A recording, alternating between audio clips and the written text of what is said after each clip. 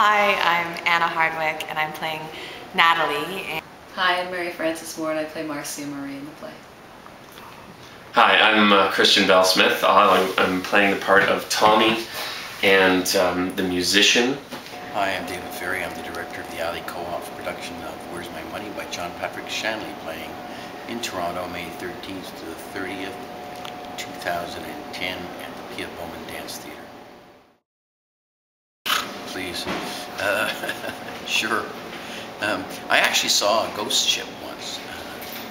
I was on tour as a young actor, and we were in New Brunswick, and we were coming into this town. I think it was St. Andrews. I can't remember. It was on the water anyway.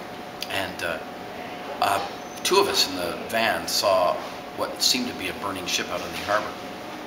And then we lost sight of it and went around a couple of corners, and when we came out again, there was no ship there, and we figured, I don't know, did it sink or what happened? And nobody else had seen it, and when we mentioned to somebody local, they said, oh yeah, well, that's the ghost ship. And apparently there'd been a ship in the I guess the war of, I guess the, you know, when the War of 1812, yeah, I guess there was a battle, and this one ship was set on fire, and a lot of local seamen drowned on it, and they say that that ghost haunts the harbor and is seen from time to time in flames. So I guess I saw Yes it. and yes. I grew up actually in a house that was, I think, haunted, and it was built by the same guy who built a mill next door. So I grew up in the country in a really old house, and so there's a ghost story attached to that mill. The bride, Anna, was taken. The guy who made the mill, who built the mill, brought his bride to that to show her the mill on her wedding day, and her train got caught in the combine, and so she was beheaded. And so she is quite famously haunts that mill. And my bedroom window, when there were no trees in the wintertime, you could see into the mill, and often I would be absolutely terrified and couldn't sleep and think that she was there.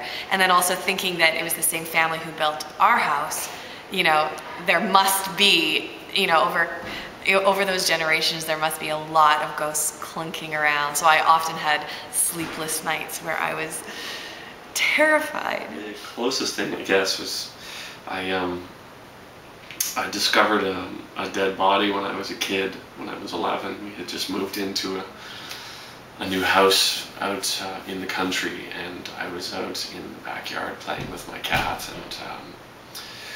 and discovered a woman that had been lying there. She'd been buried under the snow for about 3 months, and sorry, not 3 months, about 3 weeks.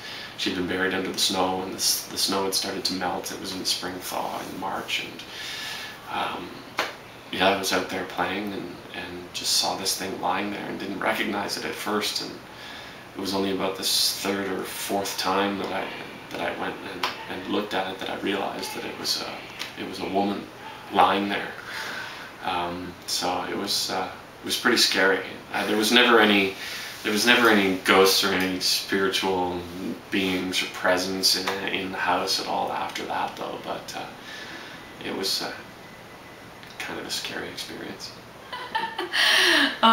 Yeah, I've been haunted by a few, and I wrote a play about it. So I've explored my ghosty baggage quite extensively, and I think I'm kind of done with that. In terms of ghost stories, I don't really have any that would be interesting enough for people to listen to.